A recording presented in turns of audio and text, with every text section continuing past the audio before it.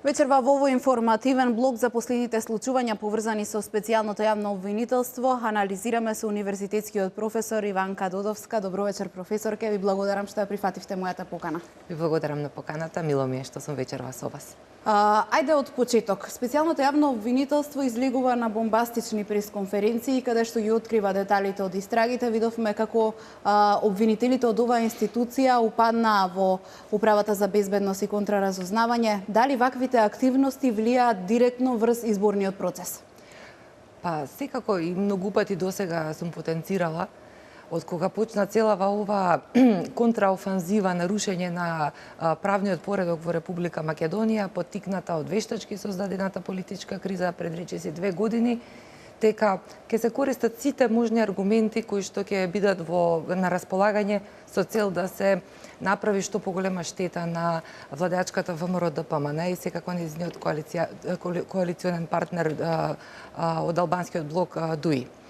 Мислам дека во оваа состојба и во оваа фаза, пред завршен чин практично, имаме речиси уште месеци нешто до одржувањето конечно на предвремените парламентарни избори, во нашата држава опозицијата нема друг адут, а и нејзините поддржувачи или нејзините ментори или чадорот, како сакате, немаат друг адут освен оној што е најсилен и што доаѓа од внатрешните сили, а тоа е специјалното јавно обвинителство. Токму и тоа е намената на оваа параинституција. Нееднашка беше кажано во изминатиот период и од мене и од страна на моите почитувани колеги дека се работи за институт кој што од старт ја погреши целата процедура. Процесот поради кој што беше отрната целата постапка за доаѓање до специјално јавно обвинителство.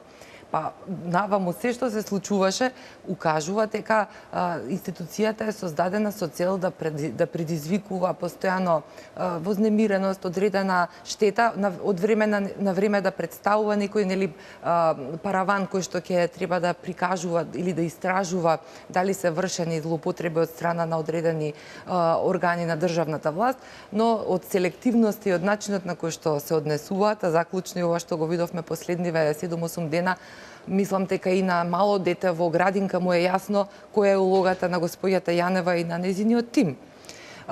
Јас би сакала тука да потенцирам, бидејќи сметам дека македонските граѓани се можне свесни за ова што им се случува.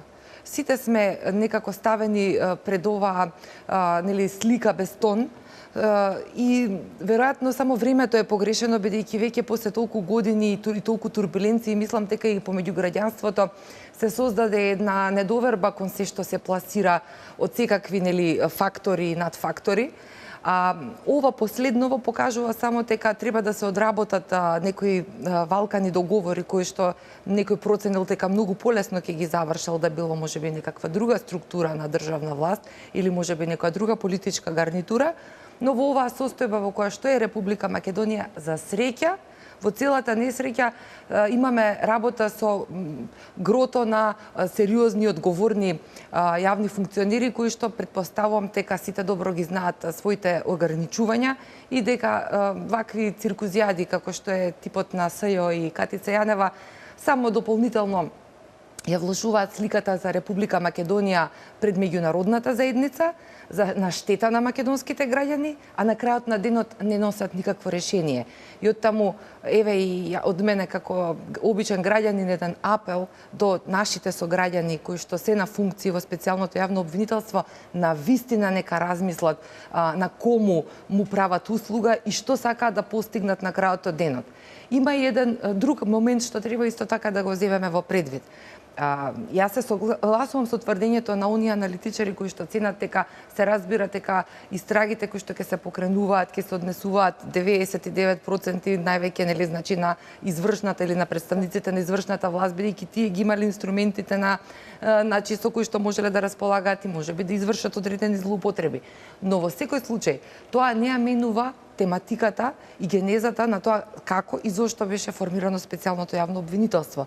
Истото беше формирано да истражи од каде потекнуваат незаконски прибавените приватни телефонски разговори на јавни личности и државни функционери, понатаму да изнесе пред очите на вистината зошто и со која намера се вршеле тие исследувања, и под 3 да даде одговор на македонскиот политичко-правен систем дали и колку ние сме заштитени од меѓународна интервенција и како треба да ги третираме внатрешните предавници или оние кои што го злоупотребиле приватноста, го прекршиле, значи уставното начало на приватност на секој македонски граѓанин и си поиграле со истиот на начин како што направи господинот Зоран Заев и господинот Зоран Верушевски. Професорке, ВМРО ДПМН после пресконференциите на специјалното јавно обвинителство на кои ги обелоденуваат обвиненијата, реагираше неколку пати дека се води политичка хајка против функционери од ВМРО ДПМН.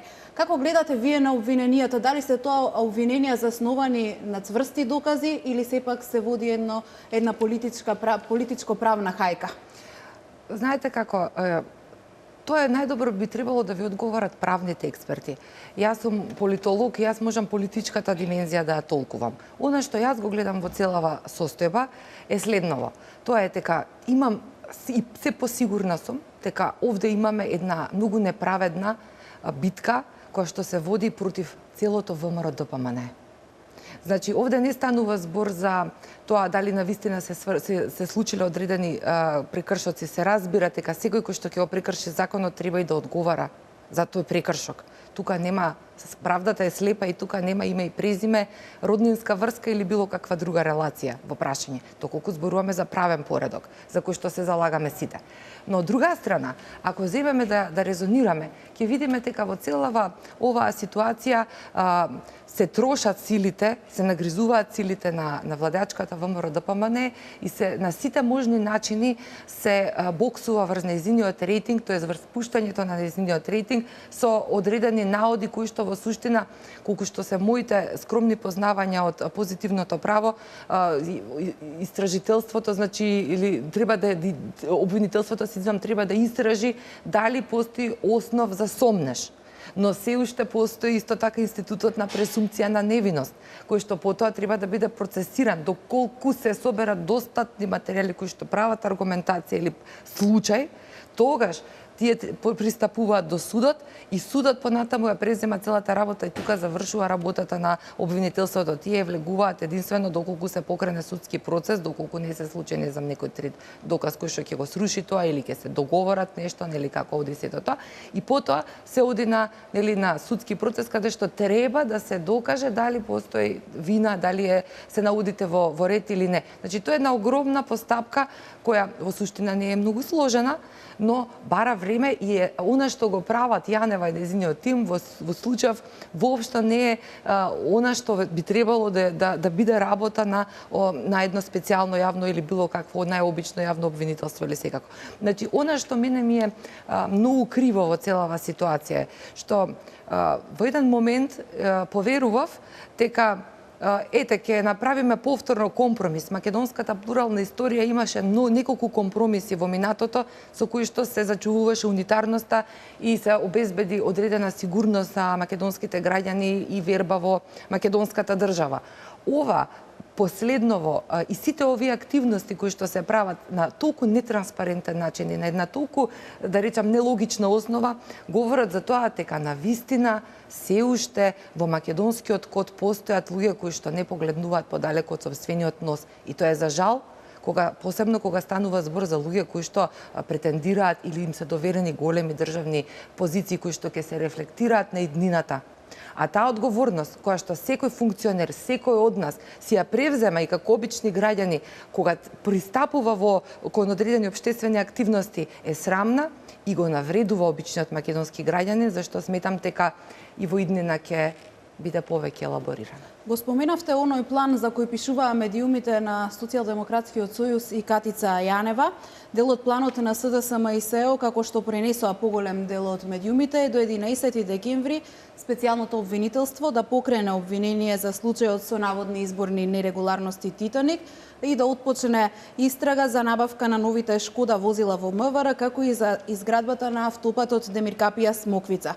Според планот за кој пишуваа медиумите, специјалното специјалното јавно обвинителство ќе продолжило и со лична дискредитација на ВМРО на лидерот на владеачката партија Никола Груевски, но дел од планот било да се наруши и угледот на министерот за здравство и подпредседател на владата Никола Тодоров. Од специјалното јавно обвинителство ниту ги демантираат, ниту ги потврдуваат овие работи, дали дали се водат вакви предистражни постапки, дали има вакви обвиненија, само велат дека нема никаков план со Социјалдемократскиот сојуз. Гледате ли вие некаков план? Па вака, сега ќе ви кажам, мојот впечаток е и од оно што го анализирам до сегашни телевизиски појавувања, изјавите кои што беа давани.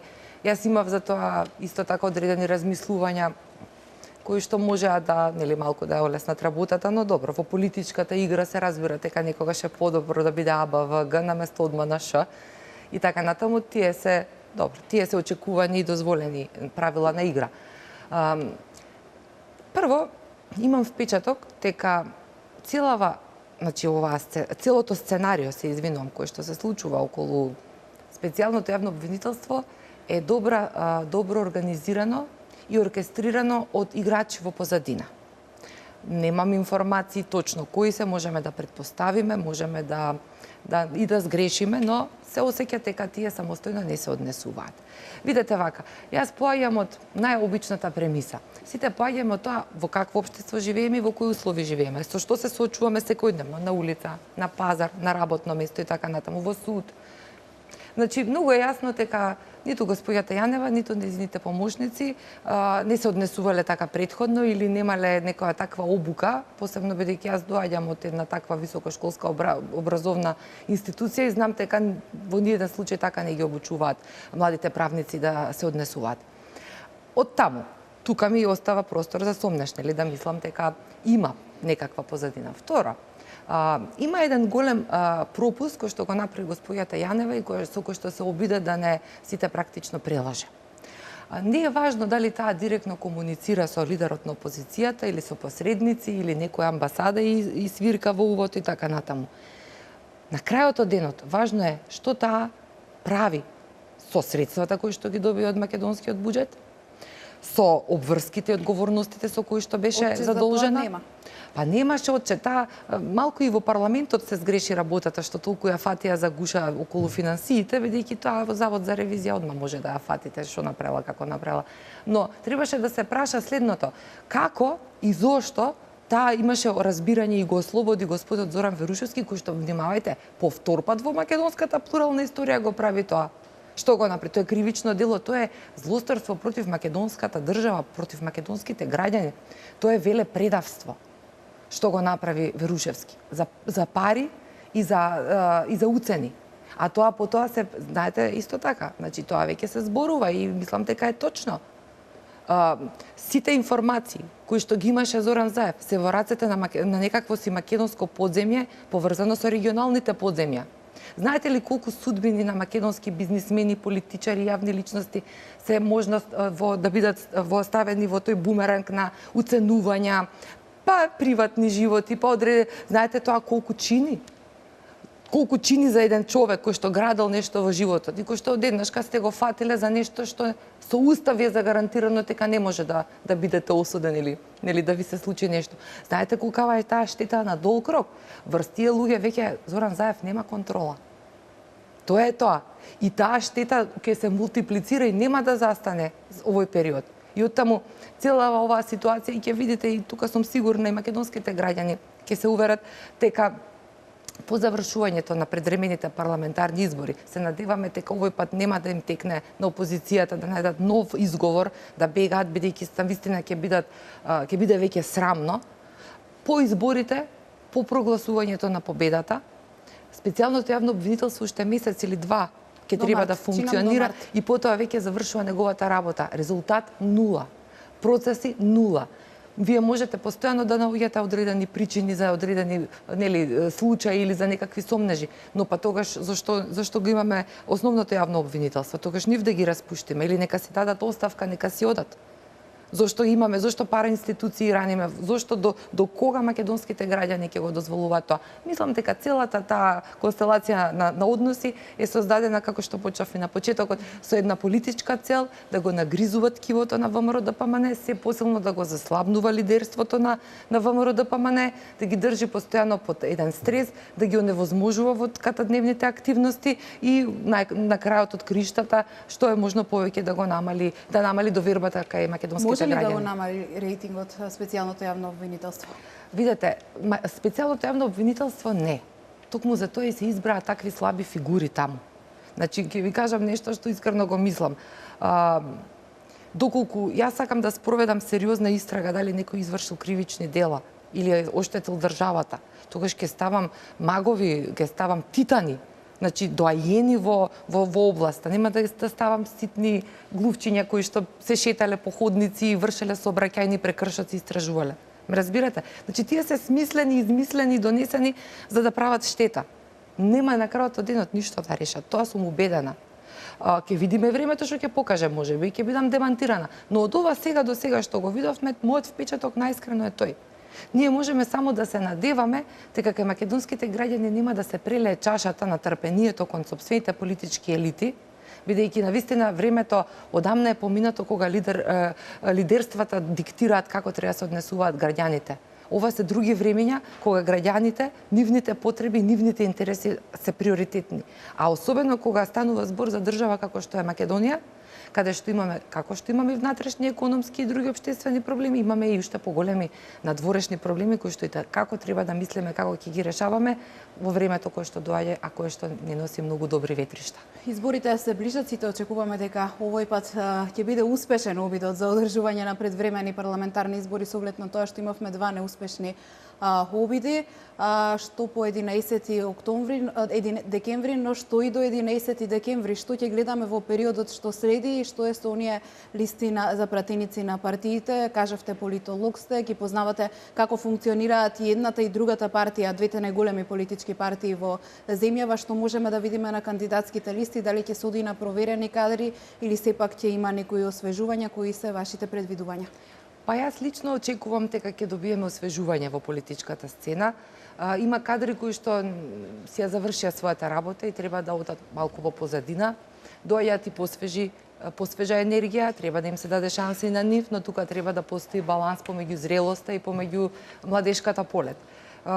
Искрено верувам во однос на блоковската поделба на македонската политичка сцена, дека опозицијата хаска позади владеачката коалиција, така што од ова и досега што го покажа, нема да има некои големи раздвижувања во однос на некакви прогресивни идеи или некакви понуди до граѓанството.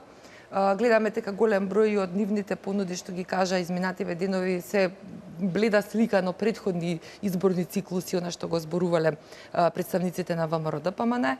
Од друга страна, искрено ми се допаѓа тоа што владеачката ВМРО-ДПМН не подлегна под оваа негативна енергија и остави простор да гледа напред, и тоа го докажа и со програмата која што ја понудува повторно пред македонскиот електорат, но и со своето однесување. Гледаме дека се обидуваат да не влезат во дневно-политичките шеми кои што постојано им се поставуваат како мини, туку дека одат напред со некаква идеја, нешто да понудат, нешто да поправат, нешто едноставно да унапредат. Ако остана така како што е, ова ќе биде една мртва трка која што на крајот на 11 декември вечерта ќе ја означи повторно уште една голема победа на ВМРО-ДПМН и нејзината коалиција. Професор, ќе ви благодарам за оваа анализа. Ви благодарам на поканата и на вас.